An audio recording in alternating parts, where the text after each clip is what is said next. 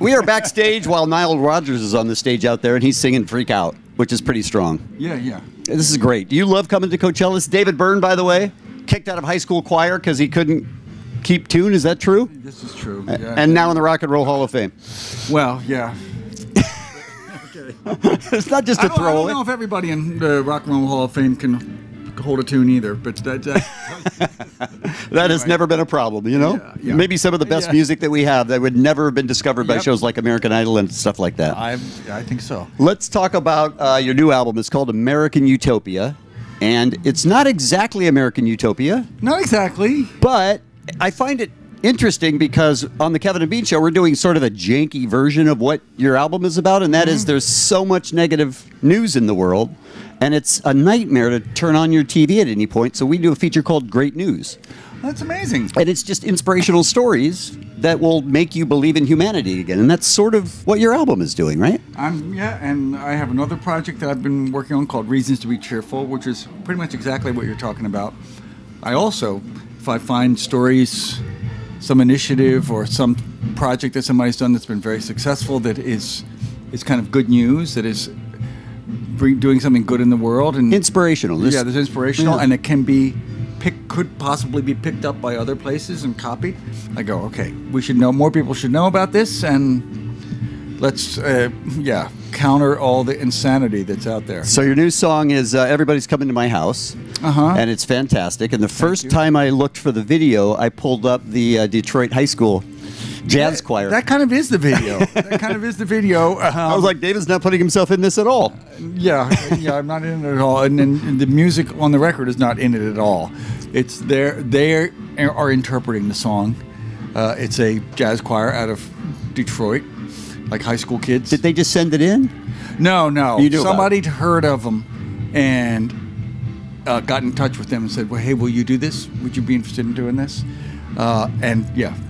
I loved it. I thought their interpretation of the song was much more open and inviting and welcoming. Would you say better?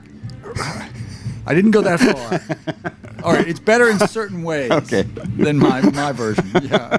But a lot of different people are doing that and putting up videos and sending in stuff, and it's really a great cause, and it's really doing well. Yes, and sometimes you get a completely different take on the meaning of the song. Do you get surprised when that happens? Because I know, of course, as an artist, you have your idea of what that song is, and each song on the album sort of plays into the same theme.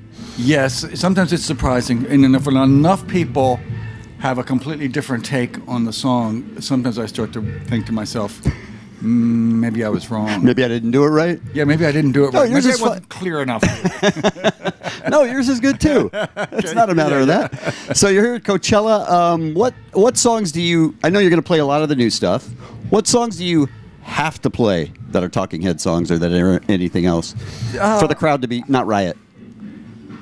I don't think I have to play any specific ones, but I think I have to play a certain number of recognizable ones. So we do Burning Down the House and Once in a Lifetime, Naive Melody, that's a lot of people's favorites. We do, and we do a couple of other ones. And then how many of the new album are you doing?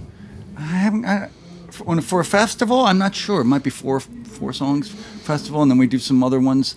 We do a cover song, and we do some other songs that I've done over the decades. Is it strange to be at a festival where maybe not everyone even knows who you are or knows about your history or anything like that? A lot of these people are here for different reasons, and they're not necessarily coming for you. Does that make it harder, easier, more fun?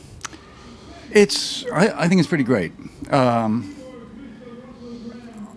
I find that actually a fair amount, not all, but there's a certain percentage of kind of a younger crowd that actually does know what I... Sure. Not all, but some of what I do, which is very exciting. And it's also very exciting for me to be up there and sing to a new audience, not all people who are my age. God bless them, those people are nice too. but it's nice to introduce what I do and kind of my perspective to a different crowd.